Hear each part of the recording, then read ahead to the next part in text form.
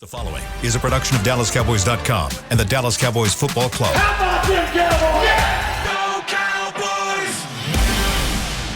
This is Talkin Cowboys. Streaming live from the Dallas Cowboys World Headquarters at the Star in Frisco. Handoff, Elliott plowing to the goal line. Barry, sacked by Lawrence. Prescott keeps it, and he bangs it in for the touchdown. And now, your hosts, Isaiah Stanback, Patrick Walker, Rob Phillips, and Kyle Yeomans. Go! Go! Dallas Cowboys! It is the first Victory Monday of 2022 as the Dallas Cowboys get a big-time upset win over the Cincinnati Bengals, 20-17. The final score is the Dallas Cowboys avoid an 0-2 start to start the season. They come out of nowhere, put up 17 points in the first half of action, and they get the job done at AT&T Stadium. This is Talkin Cowboys, presented by Black Rifle Coffee Company. Glad you're with us here on this Victory Monday. Chris Beam in the back. We've got Rob Phillips, Isaiah Stanback, Patrick Walker, and the door is open, and so is the mic channel at the moment, because we are talking the rest of the day about this Cowboys win. 3 points and a game-winning field goal from Brett Maher from 50 yards out. Winner for the Dallas Cowboys, Rob Phillips. The season lives. The season is what it still feels alive like, after right? 2 weeks.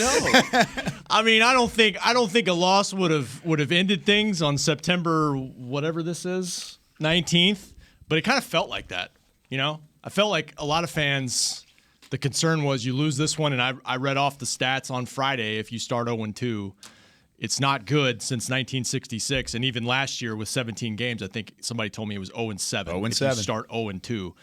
And the Cowboys got it done. I think resiliency is the term. That's the T-shirts they've worn since before the opening loss to Tampa Bay. I think everybody showed resiliency. Guys stepped their games up. I thought the coaching staff showed resiliency too. I mean, Kellen Moore took his lumps all week last week. Mike McCarthy did too. And you know they had a nice game plan for Cooper Rush. And he made plays. They made plays around him. And defensively, they've got the best player on the field. And when you have the best player on the field, hell, maybe the best player in the league by the time the season's over, yeah, you've always got a shot. So, big, massive win. NFL leader in sacks, Micah Parsons, Isaiah. Yeah, he makes it look easy. These guys showed up, man. I guess what? The rush train, he surprised the heck out of me. I wasn't a doubter, but I didn't believe that he can put these guys in position to win the ball game. And I knew that the defense was going to have to show up in a major way for these guys in order to even have a chance. We saw that. Dan Quinn drew up a heck of a scheme. Cincinnati was exposed against Pittsburgh. I'm pretty sure Dan Quinn and his crew went to work on that in terms of running a lot of stunts and things of that nature that confused Joe Burrow. Got his attention looking at the defensive line instead of looking at the actual secondary. Found himself in a world of trouble. And then Cooper Rush just didn't make a mistake. And he didn't make a mistake. There's definitely some throws that I'm sure he wishes he had back. But overall, he drove the school bus. You know, he drove the Magic school bus. I'm not sure what part of the body he went in, but he did a good job. What? Magic school bus, sorry. It just came. Why'd you have to make that the reference to Magic School Bus? I don't know. That's what they do. You couldn't in have the said Magic like the School red Bus. hair or whatever it was. No, that's a red rifle. We already had the red hair. Everybody's going we left have this this morning. What's going on this victory morning? What's going on? So I tell you what, though. Let's sit that down for a second. Okay, he's taking off the headset, Oh, putting on the hat. Yeah.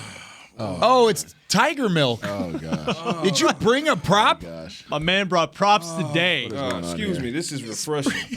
This is Lone Wolf W Monday stuff. Is that strawberry flavored?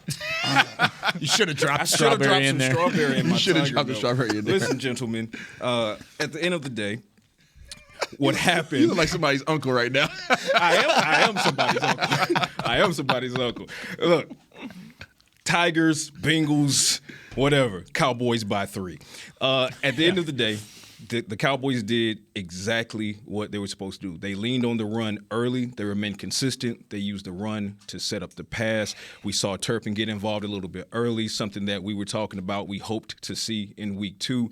We saw Cooper Rush be capable. True, he would like some of those throws back, dodged a few bullets, but not only was he capable, we talked about 5%. The 5% that we needed him to level up, that occurred on the final drive. CeeDee Lamb Noah Brown. He made those throws. They made the catches for him. That's how you help out your backup quarterback. You make sure that you reel that ball in, put yourself in a position to win. Of course, you talk about the defense. We talked about it before. This defense that held Tom Brady to only one touchdown, I absolutely believed that they could hold Joe Burrow to 20 points or less, prediction being 24-21 in favor of the Cowboys. Now this is a defense that has gone through Tom Brady and Joe Burrow and allowed only 2 combined touchdowns between the two of them. Joe Burrow was held to under 200 yards passing. Facts. Jamar Chase, you know what? My problem with Jamar Chase is he has some issues with his technique. He's a little inconsistent. Kind of hit or miss, right? I think he should probably improve upon that, especially when going against elite corners like Trevon Diggs, who can hold you to 1 catch on 3 targets for a total of 6 yards. So you talk about Parsons basically balling out. Talk about a player like Dorrance Armstrong stepping up huge in the absence of Terrell Basham, who's now on IR. But you also got to talk about Trevon Diggs both in coverage and as a tackler. That closeout tackle that set up the final drive for the Cowboys. It cannot be overstated how huge that was. The read, the reaction, the close, the wrap-up, textbook. Which one's scarier, a caged tiger or a caged lion? What are we talking about? Or an uncaged lion? It's always scary to be locked in with a caged Bengal unless you're a pissed-off lion.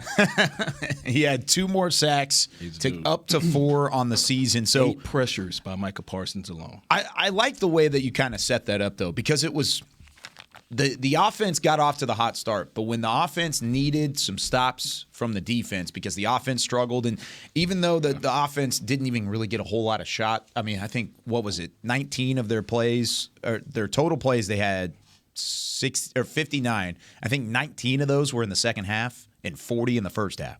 Yeah, Time of possession was heavy toward the defense in the second half. The keep-away game worked for a half, and then, when Cincinnati goes on a 19-play drive, I think it chewed up almost 9 minutes. I looked at the stats after the game, was like, the Cowboys didn't win time of possession? Oh, yeah, that's right. They didn't have the ball for, the entire fourth quarter. The whole fourth quarter. Yeah.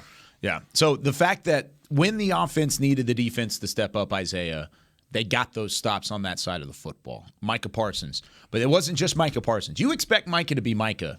But Dorrance Armstrong with 2 sacks. Dante Fowler Jr. with 1 sack, and he caused some havoc outside of just the 1 sack as well. Dante Fowler Jr. had a phenomenal game. Forced a fumble that technically Micah. Yeah, that controversial call in its own right that probably ended up in 3 points there. The other way around it, though, you look at Leighton Vander Esch, Trevon Diggs. I mean, these other guys outside of Micah Parsons stepped up. That's what you needed to happen. You needed guys to elevate, and they did just that yesterday. The defense balled out. I mean, I still, obviously, Kellen Moore is still trying to figure things out, and he's going to have to continue to figure things out with Cooper Rush at the quarterback position, because I don't think that anybody's sitting here satisfied with the offensive production when you start looking at these possessions. Majority of them were punts. A lot of them were, we had a couple of field goals, 1 touchdown early, and then we really just didn't do a whole lot. We just didn't mess it up. Right. So the defense definitely ruled this game, and I think we all agree that they were going to have to do that. To your point, Dorrance Armstrong went ham. Fowler went ham. Micah went ham. You saw Gallimore getting in there as well. These guys, Barr did a heck of a job tackling inside the box, participating in that front 7. These guys had a heck of a ball game, and they just made it difficult for Burrow. He just couldn't figure it out. And when you can have a quarterback looking at you as a rusher instead of looking down the field, it doesn't matter what receivers you have out there because they're not going to have a chance to get it off. Burrow was physically frustrated early in the game. You could see it on the sideline. You could see it in his composure or lack thereof. He was over there just looking defeated as early as the first quarter. And the Cowboys wanted that to be the case when you talk about a young as dynamic as Joe Burrow can be, he's still a young quarterback in this league. And if you delete the season that he lost due to a torn ACL, for all intents and purposes, you could say this is his second season, right? Yeah. A second-year quarterback going against a Super Bowl winning defensive coordinator who has the personnel to attack you from every single direction at every single level, that's going to confuse you, in addition to schematically Quinn having the upper hand. Right? So Burrow was flustered early, and the Cowboys just continued to build on that because the first 1 or 2 times they pressured him. Okay, he's going to start questioning, can Collins protect me? Flashbacks of last week against the Pittsburgh Steelers. And then you start to see the pressure come from the left side, Dorrance Armstrong, Dante Fowler. And now he's really starting to question if anybody can protect him, and then it started to rattle him. 4 sacks in the first half. So Dallas got after him. But, Isaiah, when you were looking at some of the scheme and the stunts, it looked like there was movement up front. There were a couple times when it was only edge rushers to one side, and then you had linebackers to the other side. There was no down linemen at the line of scrimmage at all. I mean, it was different looks. How complex was it from Dan Quinn to kind of keep Joe Burrow off balance? He was doing a lot. We talked about it last week in the film room in terms of some of the things that Pittsburgh did, and they brought some of those same strategies over to these guys in terms of we have more weapons. I think they have more arsenal, more of an arsenal on the defensive side of the ball. The Dallas Cowboys do in terms of them comparing to Pittsburgh. So he just utilized everybody. I mean, everybody's strengths. That's one thing that Dan Quinn does a great job of. He puts you in position to be successful. He doesn't ask you to do anything outside of yourself. Whatever it is that you do it well, and I'm going to put you in that position to do that. Dante Fowler, you go like a madman, like a little Tasmanian devil. I don't need you to do anything but just wreak havoc. Just cause a freaking scene in there. Cause some confusion. Dorrance Armstrong, guess what? We signed you to an extension. Go out there, use your lanky arms, you run a stunt with freaking Gallimore, right? And these guys, we saw that these guys last week couldn't pick up the stunts. They didn't communicate well. This is a brand new offensive line for Cincinnati, just much like Kansas City last year. The first 4 or 5 games is going to take some time for them to figure it out. Well, unfortunately for them, they got to face the Dallas Cowboys within their first 4 games. But so before they figured it out, let's create some more confusion while they can't communicate. They did a great job collectively. I like to see Barr. Barr stepped up. I felt like Barr was more of himself in this game than we saw last week. And obviously that's something that you expect for somebody that didn't have a full training camp. That's something that you expect for somebody who's now within the system for a little bit longer. And he looked like he was more confident. He looked like he wasn't hesitating. He looked like he was actually reacting and starting to play the ball that we all known him to be able to play. Yeah, Mike McCarthy shouted him out after the game and said that was basically that was Anthony Barr that we saw against Minnesota all those years, right? In more of a workload, more of an opportunity. Donovan Wilson stepped up. You know, J-Ron Kearse is out for this game. He was really active with more snaps around the football. That's kind of his MO. And Isaiah spoke to the schematic part of it. One thing that was not necessarily complex is Micah Parsons lining up over Lyle Collins over and over and over again. That wasn't by chance. It wasn't forcing false starts too. Yeah, Collins was shooketh. That's the thing. That's the impact, and we can get more into Micah, but it wasn't just the sacks. It was forcing false starts. Mm-hmm. It was not even necessarily getting hands on the ball in passing lanes, but altering throws. Pressures. I think one of the pressures led to LVE's sack. He was absolutely everywhere, and he did line up in different spots. And you know they did a little bit of this last year, where they will line up Tank and Mike on the same side, and maybe even Randy Gregory last year. And you're like, oh gosh, that's nice. Well, they did a little bit of it last night, but Micah his imprints were on almost every snap, and to the point where they were bringing guys in the fourth quarter. A chip here, a chip there. It was almost like he was getting triple teamed. And if you notice, they kind of moved him back into a linebacker role where he was blitzing towards the end, because that's the problem with lining him up on the edge all the time is at some point, okay, you kind of know where he is. And then he tweaked his leg too. That was a little scary. And he got banged up apparently in the second half and was kind of limping off, but was able to finish the game. He was marvelous. A little bit of a thorn in his paw, but kind of circling back really quickly to Anthony Barr. Last week, when you asked me how do you contain Joe Mixon, whose assignment is that? Anthony Barr. Yeah. And Anthony Barr went out there and did exactly what I wanted him to do, what the Cowboys needed him to do. 61 snaps, which is 87% of the reps. And that shows that the Cowboys were expecting him to be an impact player in this game. And they trust him with that workload too. Now you combine Anthony Barr, and we'd be remiss if we didn't, in addition to shouting out Anthony Barr and helping contain Mixon, let's talk about the big dogs up front, Neville Gallimore, Quint Bohanna, Chauncey Golston, Oso Digizua. This is a team last week that allowed 127 yards or so, albeit no touchdowns, to Leonard Fournette. So the question was, fans start to have flashbacks. Oh, God, this run defense, it's still not good. Okay, Joe Mixon went off last week for the most part, 57 yards on 19 carries with no touchdowns. Yeah. This defense clamped down in both the run attack or the run defense as well as pass defense. I've got my pregame live note card right here. These are the notes that we had for our pregame show. Yeah, this is the receipts. I said, what kind of challenge does Joe Mixon bring to the Cowboys defense? Mixon had 145 scrimmage yards in week 1. Leonard Fournette had 137 against the Cowboys. Who has to step up defensively? Barry Church, Isaiah Stanback, Nate Newton all said the linebacking core and the guys in the interior. Those guys stepped up. Quentin Bohanna did what he was signed to do yesterday. Yes. He took up space, took up multiple blockers. created havoc so that way the guys like Dante Fowler Jr. could go on a stunt around the outside. The guys like Anthony Barr and Leighton Vander Esch from the second level could easily read the defense. There was one time, and this is where I really first saw Anthony Barr show up on tape. It was in the first quarter. There was motion from, I believe it was Chase going left to right. I'd have to go back and look at it. It's Chase in motion. I'm saying that just to a placeholder. And Anthony Barr pushes Donovan Wilson, says, get out there, get out the edge. He read it immediately, and he had already taken one step in the right direction before the ball was even snapped. Anthony Barr had already taken a step prior to the ball even being snapped because of the motion and because of something he saw, a read he picked up, and because of that, it ended up being a no gain. They forced him to the edge, got him to the outside. Donovan Wilson was the one that made the play, but it was Anthony Barr that was there saying, get out to the outside and get to the edge because the Cowboys kept the inside contained. The edge was where Leonard Fournette and Tampa Bay Buccaneers got after the Cowboys, and they did not let that happen last night. Yeah, you're right about the middle pressure because it seemed like a lot of times Burrow just had nowhere to go.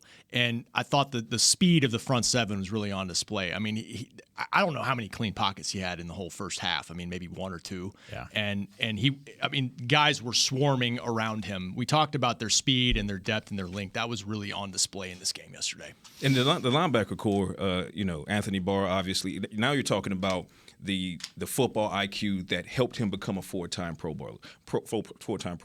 Last week, you asked me, you asked the panel, you said, well, did Anthony Barr have a good game or a bad game because he wasn't mentioned in week one? And I said, I don't believe it was necessarily neither. I think you give him that week, game reps, week two, he should take a step up, and he did. And that also fueled guys like Leighton Vander Esch, who, in my opinion, had a solid game last week, had a great game this week. 7 combined tackles, a sack with the assist from Micah Parsons, who flushed Joe Burrow up into the pocket. LVE finished the job off, and then came the howl. We haven't heard that in a while. It was electric. I think LVE is potentially working back to, if he's not already there, Pro Bowl form. And if that is in fact the case, you have a Pro Bowl form LVE in conjunction with Anthony Barr, who might still be in Pro Bowl form. Could be. Micah Parsons is going to do what Micah Parsons does. The linebacker core is as stout as your safety unit. You talk about a guy like Donovan Wilson, had some struggles with injury in 2021, but was a breakout player in 2020. Donovan Wilson yesterday looked like 2020's version of Donovan Wilson. He did. And for a young guy who's now healthy, and as great as he is at tackling both in space and in the phone booth, as hungry as he plays, that's the kind of guy that I love the balance between his demeanor and Malik Hooker. Malik Hooker is much more cerebral in getting the job done. Donovan Wilson is that roar, that angry guy back there that just wants to bully guys. So at every level, the Cowboys defense is stout, and they continue to show it. And this is a team that can win you games as long as the offense does just enough to not lose you the game. And that's exactly the case, really quickly. And they didn't have a takeaway either. Like they can play. Wow. They can play better. They can play better than this because, they did. So they have, what do they have? One takeaway in 2 games. Lying against they've only given up 1 touchdown or 2 touchdowns. 2 touchdowns, 1 per game. That means you. It's not going to be every week, but it means you can play to your defense is what it's looking like. Well, last year it was the takeaways were the mantra. This year, you're not giving up a whole lot of yardage. You held Joe Burrow to 199 through the air. You held Joe Mixon. Yeah, you gave up yardage in week 1, but still you only gave up the 1 touchdown. You bent but didn't break at that point. I think there's a lot to build on with this defense. And we mentioned a lot of names there, just threw a bunch of them around because it deserves to have a lot of names thrown at it because a lot of guys stepped up and played well yesterday. But on the offensive side of the football, there was a similar type of reaction with Cooper Rush, Noah Brown, CeeDee Lamb, guys playing well. Dalton Schultz had probably his best game as a blocker, and I'm going to tell you why when we come back here on the other side of the break. Talking Cowboys presented by Black Rifle Coffee Company. Todd thought it would be secure to jog in the cheetah savanna. Todd believed the big cat repellent he bought online was reliable. And now, Todd is trying to be faster than this cheetah that can run 80 miles per hour. But the good news is, Todd has AT&T 5G that is fast, reliable, and secure. And he learned the best thing to do is stop running and toss her the backpack with the beef stew. AT&T 5G. Fast, reliable, secure. It's not complicated. 5G requires compatible plan and device. 5G may not be available in your area. See att.com/5G for you for details. The Cowboys way, where 16 Hall of Famers and 5 championships shows us what success looks like. Where turkey is always the second best part of Thanksgiving Day.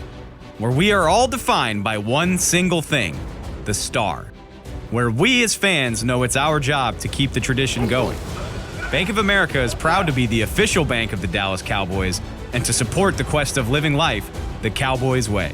Copyright 2020, Bank of America Corporation. This sweet! Did you get to work on time? Yeah, but I just realized it's Sunday. Little Sweet says head on home. Dr. Pepper's on its way. So sweet, unique. Baby, there's nothing better. I bet you've probably done something that deserves a Dr. Pepper. Did you invest your nest egg in an NFT? Yeah, and I don't even know what that is. It's a non-fungible token. Everyone's done something that deserves a Dr. Pepper. Nobody protects you from mayhem like Allstate. I'm a broken traffic light. Stop and go is the name of my game. It's easy. You go, they go. Or was it, they go, you go? And if you have the wrong car insurance, these repair costs could stop you in your tracks. So get Allstate's new low auto rate and be better protected from mayhem, like me. Not available in every state based on coverage and limits selected. Subject to terms, conditions, and availability. In most states, prices vary based on how you buy. Allstate Bar and Casualty Insurance Company and affiliates, Northbrook, Illinois.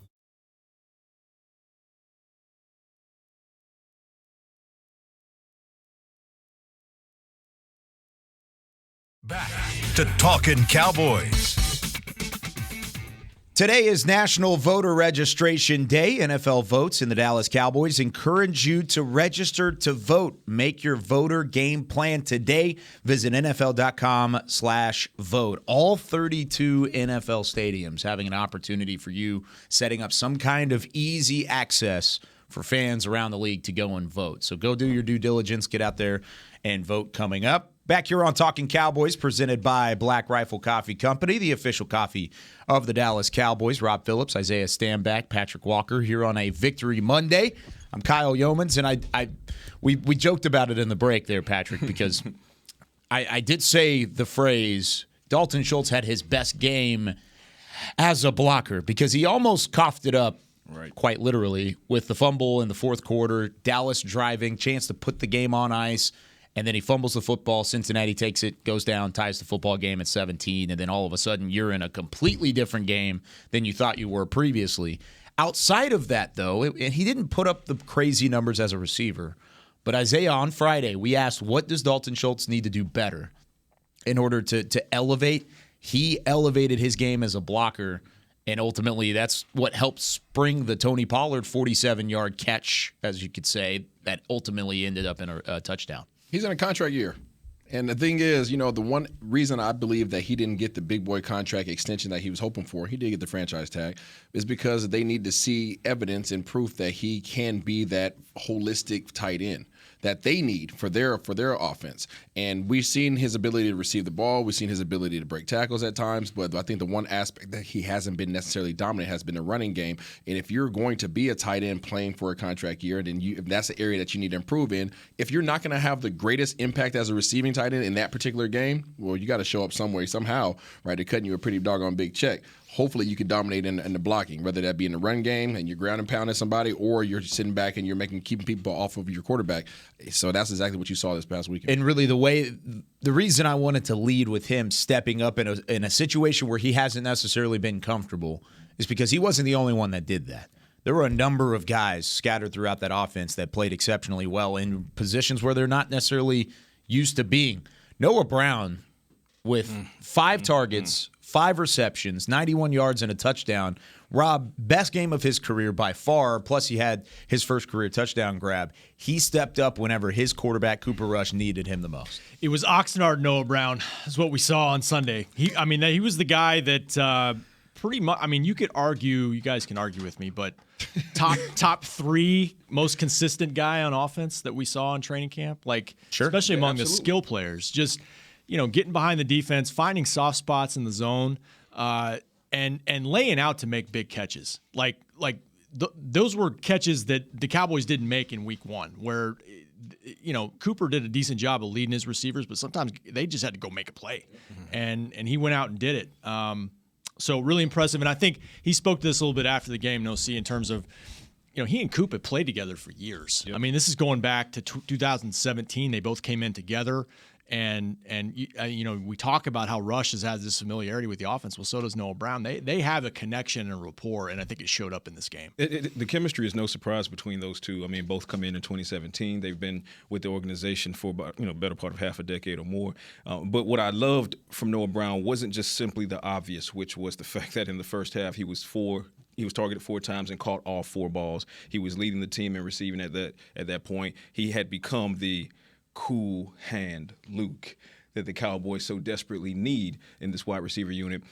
But even when he kind of went quiet for a good bit after catching those 4 passes, and I kind of mentioned to Rob in the press box, I said it's about time for Noah to make another catch, foreshadowing, because guess what he did with the 12-yard reception on that final drive that helped set up Mar for that game-winning field goal. But it was also the dirty work that he was willing to do on special teams and blocking in the run game. And when you have a guy who's leading the team in receiving yards, but equally ready on the very next play to say, you know what, I'm just as all in on blocking for Zeke and Tony as I was on running that route to get open. And then special teams comes around and I'm just as all in on being the personal protector as I was in blocking for Zeke and Tony as I was in running the route and getting open. Noah Brown, his willingness to get his hands in the mud, and dare I say his love to get his hand in the mud, it showed yesterday in all phases of the game, and it helps set the appropriate tone for a young wide receiver core that's looking for someone to look up to, someone that they can go week to week and say, you know what, that's the standard. That this is how we have to play. The standard is the standard, and that's the standard. And also, shouts out to CeeDee Lamb, who didn't have a breakout game yesterday, but 75 yards. He caught 7 of his 11. That's much, much improved over the 2 catches on 11 targets from a week prior. So also, shouts out to CeeDee Lamb for stepping up. But big, huge shouts out to Noah Brown for a magnificent game yesterday. One thing more on Schultz, too, because you guys are right, but let's see what his status is for this week, because he didn't play on that final drive, tweaked his knee. He'll get reevaluated today. It looked like he was trying to go back in, so I don't think it didn't seem like it was something serious. But hey, it could be something that affects him this coming week. And he was leading the post game rally in the locker room. Was he jumping? Yeah, I don't know that he was. Did jumping. you get a good look at it? Did you get it was the torso shot? Okay, the torso that's shot. fine, I guess. Torso All right. shot. Well, I need you to do more investigative journalism there, Patrick, if you're going to be a part of this podcast. Roger that. More Tiger milk. When you're looking at it, Isaiah, from a separation standpoint and the wide receiving core as a whole, it felt like they needed Noah Brown to step up because CeeDee Lamb's going to see a double team, right? He's going to see the majority of the look from whatever secondary he's going against. You needed that second guy to kind of take the pressure off of CeeDee Lamb. And it felt like, yes, they gave the ball to CeeDee early, got it in his hands, got him a couple extra yards. They screen passed on him or to him on the opening drive. Sure, that's all fine and dandy, but ultimately you're going to have to get him down the field. Noah Brown allowed that to open up. Did him elevating give the rest of the wide receiving core a little bit of separation from what you saw? Not really. I just think that he was that comfort food for Rush. And he's obviously been that for back-to-back weeks now. It's not just Rush. He was that for Zeke, for Dak as well. Yeah. So you're seeing his hard work. You're seeing his due diligence. You're seeing his work ethic, his consistency. You're seeing all that show up. The things that Rob just referred to in terms of what we saw in training camp. That's the guy he's been. He's been that around here, right? And there's, unfortunately, with a lot of organizations, guys just get buried. Guys are more than capable. When I was here playing, it was Miles and it was freaking Sam Hurd. I mean, guys just get buried. They're really good players, but because of the primetime guys, you just don't get the love. So he is continuing to be there. I mean, you saw the chemistry that they had. You talked about his willingness to do the special teams and the dirty work. Well, that's been his whole career. That's true. Right? That's all he knows. So when somebody asks him, "Hey, go over there and play special teams," he's like, "Okay, cool. That's what I do. Like I'm leading the team or whatever." But that's not his mindset. His mindset is, how can I contribute to this victory? And he is a very selfless individual, and I love watching him play. I absolutely love watching him play. I don't think that he has alleviated any of the other problem areas that they have at the receiver position right now, because there still is not enough separation. There still is not enough being done offensively. They won the game. Okay, let's call a spade a spade. I was looking at their 10 possessions. They had 2 touchdowns, 2 field goals, 5 punts, 1 fumble. Okay, so they did something positive on 4 of their 10 possessions. So 40% of their possessions, they did something positive. They also were only 30% on third down. There's still some issues here. Okay, the defense cannot continue to just bail you out offensively, whether it's personnel-wise, Kellen Moore-wise, scheme-wise. They're going to have to figure it out. They got to start making some plays sooner than later. Valid points across the board from you there, Isaiah. What I would add is that the goal right now for this team is to avoid the icebergs in the water until you get Michael Gallup back, until you get Jason Peters on the field. Shouts out to the offensive line who mostly played well as well, particularly Matt Farniok. He was effective early and mostly throughout the game. Until you get Dak Prescott back on the field. And, Stephen Jones says, it's possible to no. But the goal is to stay afloat. So, yes, they have a lot to improve offensively. There were times, a long stretch of time, we were up there in the press box like, okay, you scored 14 on your first 2 drives. Where are you at now? Where are you? Come back. All we saw was punt. They couldn't get it together. But when they needed to, there's the 5%. The 5% came into play. And it's not college ball, as we all know. Doesn't matter if you win ugly or you win big, just win, baby. Shouts out to the late, great Al Davis. And the Cowboys did that. And you look at Noah Brown, he's also showing you that he can be consistent regardless of who the quarterback is. Because between Dak Prescott, he was the team leader in receiving yards last week. Mm-hmm. He's also the team leader in receiving yards this week. 159 combined yards and a touchdown on 14 targets between 2 different quarterbacks. He's your cool hand Luke. And the rest just have to kind of catch up. But again, MG13 may be back as early as this week. We'll see how practice goes this week. Yeah, that's kind of what we outlined as a scenario last time out, and we'll, of course, keep an eye on that throughout the week. But you mentioned the icebergs in the water. I want to talk about that on the other side of the break because this is a good win. It's a great win, even, because you defeated a Super Bowl caliber team in Cincinnati. They were there last year. They could very easily get back there this year, put them to 0-2, and you righted the ship. But just how week 1 was only 1 loss, week 2 is only 1 win. So there's a long season left to go, 15 games left, the other way around. When we come back, what's next for the Cowboys? How much confidence do you have now in Cooper Rush to be able to put this thing into hyperdrive here over the next couple weeks and see what the Cowboys can really do? When we come back with more Talkin Cowboys presented by Black Rifle Coffee Company. Did you get to work on time? Yeah, but I just realized it's Sunday. Little Sweet says head on home. Dr. Pepper's on its way. So sweet, unique. Baby, there's nothing better. I bet you've probably done something that deserves a Dr. Pepper. Did you invest your nest egg in an NFT? Yeah, and I don't even know what that is. It's a non-fungible token. Everyone's done something that deserves a Dr. Pepper. The Medal of Honor is our country's highest military award for valor in combat.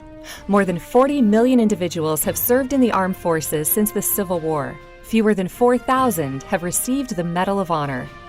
The National Medal of Honor Museum will be a place to preserve these legacies and inspire America. It's being built right next door to the Dallas Cowboys in Texas. Help us honor our country's greatest heroes. Learn more and get involved at mohmuseum.org. The Cowboys way, where 16 Hall of Famers and 5 championships shows us what success looks like. Where turkey is always the second best part of Thanksgiving Day. Where we are all defined by one single thing, the star. Where we as fans know it's our job to keep the tradition going. Bank of America is proud to be the official bank of the Dallas Cowboys and to support the quest of living life the Cowboys way. Copyright 2020, Bank of America Corporation. Todd thought it would be secure to jog in the cheetah savanna. Todd believed the big cat repellent he bought online was reliable. And now, Todd is trying to be faster than this cheetah that can run 80 miles per hour. But the good news is, Todd has AT&T 5G that is fast, reliable, and secure. And he learned the best thing to do is stop running and toss her the backpack with the beef stew. AT&T 5G. Fast, reliable, secure. It's not complicated. 5G requires compatible plan and device. 5G may not be available in your area. See att.com/5G for you for details. Back to Talkin Cowboys.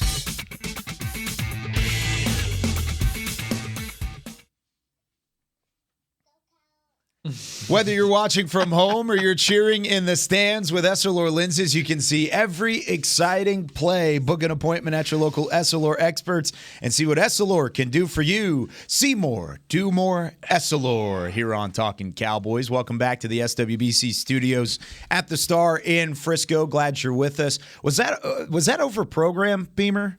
No. It wasn't? Oh, we need to put that over program next time. I liked that. It's a drop now, that's for sure. It needs to be. Yeah. So right when we go to break, or come back from break, rather, every time, and we laughed at it last week because Chris Beam in the back, who does a great job with all of the podcasts, not just Talking Cowboys, he goes, he gives us the cue, and he says, go Kyle, go Kyle. Last week he did it real quick as he was trying to do 45 different things at one time, and we all kind of chuckled at it. He just had Isaiah's daughter do it. Yep. Sky got on there and said, go Kyle, and it was perfect. Fantastic. So I like it. Gotta love it. Next time, we need to start that. Maybe that's a Talking Cowboys tradition. We do it. That needs to put it in program whenever we've got special guests. Sky. I like it. Final segment here of Talking Cowboys, presented by Black Rifle Coffee Company, breaking down the Cowboys' 20-17 win over the Cincinnati Bengals. They get to 1-1, but Isaiah, you can't give in to just the one win. Just how you couldn't give in to the one loss, you've got two divisional foes on the way, one of which, the next one you face, that's 2-0 in the New York Giants. They haven't played very good teams. We'll talk about that later in the week. But you still can't sleepwalk through the next two games because these aren't gimmies without your starting quarterback in there as well. But how much confidence does Cooper Rush give you now? Now that he hasn't done it just once against Minnesota in Week 8 last year, but now he's done it twice with the win yesterday. I'm hopeful, but I still haven't seen enough. Okay. I mean, I just haven't. I know he passed for 325 and 2 scores against Minnesota last year, and he passed for 235 and a score this year and commanded the offense. Absolutely. But you still haven't seen enough. I personally have not. Just because when I watch the game, you guys know, as a former player and as an analyst, I see the what ifs. And there's about 3 or 4 what ifs yesterday that I'm just like, ooh, we lucked out on that one, right? And I want to see those go away. I don't think that we had an effective enough running game to really alleviate some of the stress that was still placed upon him to put them in position to win. CeeDee Lamb stepped up when he needed to and made some big plays. Obviously, Noah Brown did as well.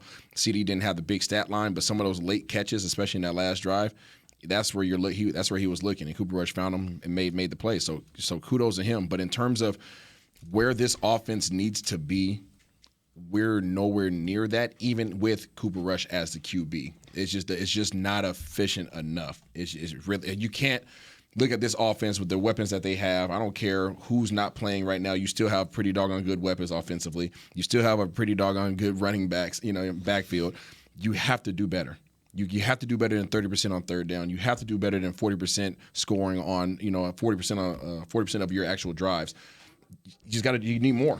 Yeah, they were really good early on offense and late. That when they needed to be, because they really needed to be good early. He talked about that after the game, Coop did, because really what it did was it allowed the defense to start teeing off early and get to Joe Burrow playing with a lead. And then late, I think he was 3 for 3 on that final drive. When he needed to be really good, he was. Right. But you're right. I mean, they get 2 touchdowns early, then they go punt, field goal, punt, fumble, punt, field goal.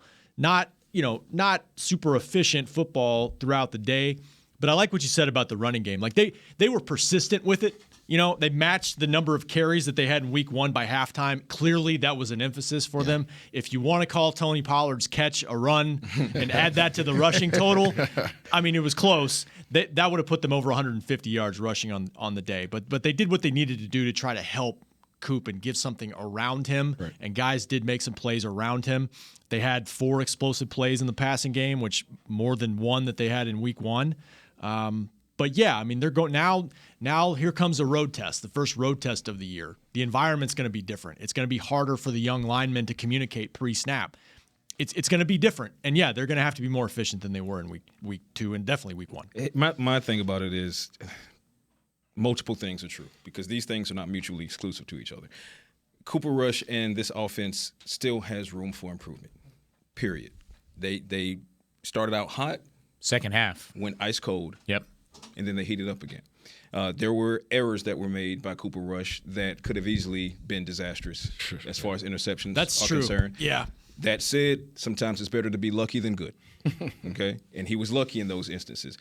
But that said, it's also true that this is now a guy who has won his first 2 NFL starts, amassed 560 passing yards and 3 touchdowns to only 1 interception in those 2 starts. One of the biggest question marks coming in was you had Amari Cooper and Michael Gallup on the field with CeeDee Lamb last year against the Vikings. That's a whole lot of weaponry. Can you win the game without that weaponry and only CeeDee Lamb? What does he do? Hey, Noah Brown, how you doing? How you doing again? How you doing over there? Pow, pow, pow. Use Noah Brown to get the Cowboys offense going when he knew that the opposing defense was going to key in on CeeDee Lamb. Was he perfect? No. Did he make the plays he needed to make when he made them? Yes. Was he lucky at times? Absolutely. But to answer your question, Kyle, I have now absolutely seen enough to believe, I should say, that Cooper Rush can win you multiple games in the absence of Dak Prescott. And recall last week I said all he really needs to do is split this next 4, and then they'll feel out how Dak Prescott is doing at that point. Yeah. He's now 1-0. If he gets me another win and then loses 2 more, he still splits, and he's still right where I'm fine with him, which makes him a capable quarterback. Obviously, you would love to see him go 4-0. It is going to be difficult on the road in MetLife. Young guys on the offensive line, Matt Farniok, Tyler Smith. Tyler Biadasz is not a veteran. He's still a bit of a young guy. Maybe it's time for Peters to be ready. Right? Yeah. For example, to kind of add that veteran. And, of course, Peters being an NFC East guy, MetLife to him is nothing, right? Cooper Rush. I mean, MetLife to Cooper Rush for the most part. Although he wasn't the starting quarterback in those games at MetLife, it's not an environment he's unfamiliar with. Yeah. Zeke knows that environment very well. Tony Pollard knows it very well. CeeDee Lamb knows it very well. Flip the page. This defense doesn't care where they're playing. They're going after the opposing quarterback.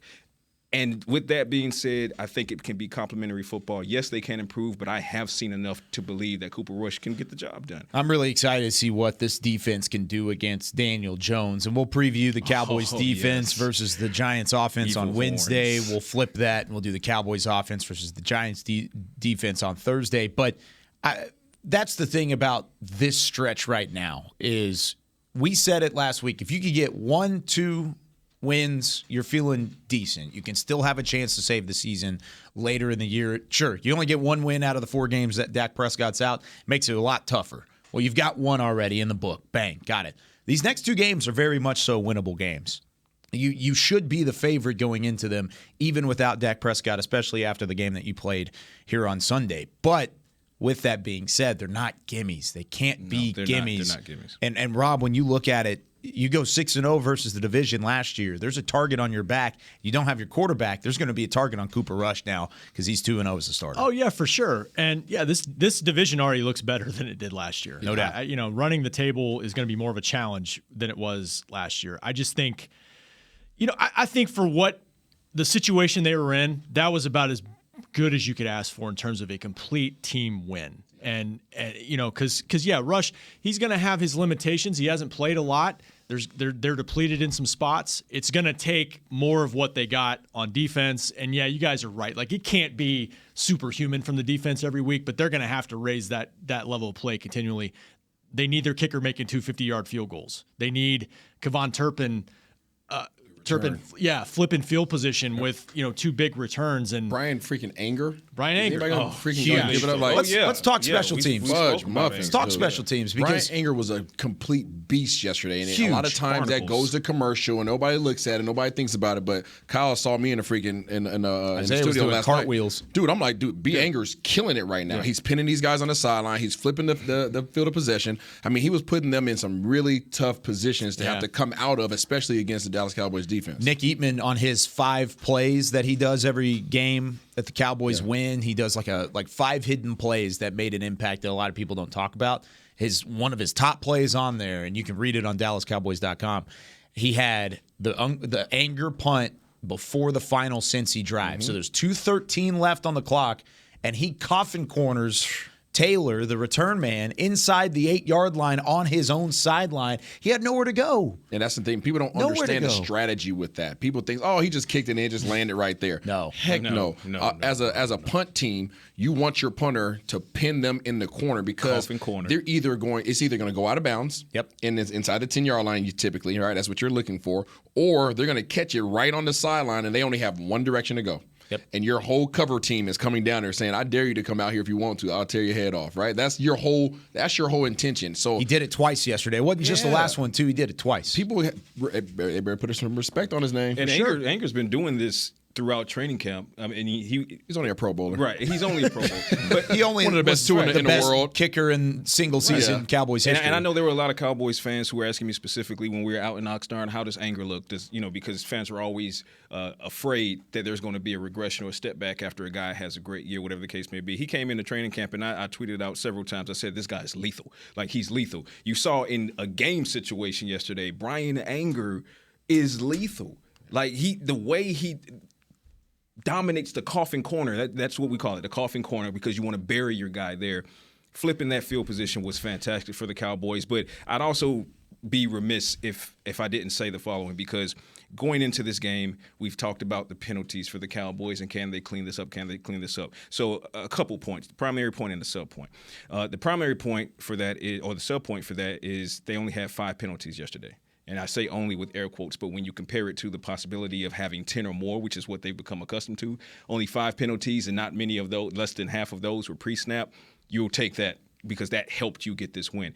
But I look at the self-discipline, the difference in self-discipline between week 1 and week 2, and something completely stuck out, and I said this to you, Rob, moments after it happened. The Turpin return that helped set up the eventual game-winning drive. Go back and look at that film. On that drive, when Turpin goes to hit the sideline and turn upfield, Rico Dowdle is a hair away from applying a block to a defender, and you could see him process in a millisecond that this might be a block in the back foul, and he literally stops on a dime and pulls up. Yep. Yeah. If he makes that play, I know it's a judgment call on the refs. You've not been getting those judgment calls all day. Ask the guys who put any type of hand on Joe Burrow. In that moment, it took a lot of football IQ and self-discipline to say, you know what, me putting hands on this guy is not worth it because Turpin is already there. Let's try to, set up this. So that self-discipline was evident throughout the majority of the game for a lot of Cowboys players. Also, shouts out to Terrence Steele. Came off a rough game in week 1 with, 4 penalties, I think. Played mostly clean football on yesterday. I thought he had a nice game. Absolutely. I thought the offensive line as a whole played better. And, that's a good point. It's a good point. That's going to do it for us here on Talkin' Cowboys. But before we go, you know who else was lethal? Brett Maher. Yeah. 2 clutch field goals, both from 50-plus yards, including the game winner as time expires. We thought kicking was a problem, and Brett Maher was at the bottom of the list. He came back, and he's shown you through the first 2 weeks of the season he has got things figured out, and he came up clutch for the Cowboys for a win yesterday. 20-17, the final over the Cincinnati Bengals. Be sure to tune in all week long. We're going to take your calls tomorrow here on Talkin' Cowboys, presented by Black Rifle Coffee Company. We'll talk plenty about Tiger Milk, I'm sure, as the week goes along, and then we'll preview the Week 3 matchup with the Giants. For Chris Beam, for Rob Phillips, Isaiah Stanback, and Patrick Walker, I'm Kyle Yeoman saying so long. Thanks for joining us on Talkin' Cowboys. We'll see you tomorrow. Go Cowboys! Yeah! This has been a production of DallasCowboys.com and the Dallas Cowboys Football Club. How about this, Cowboys? Yeah!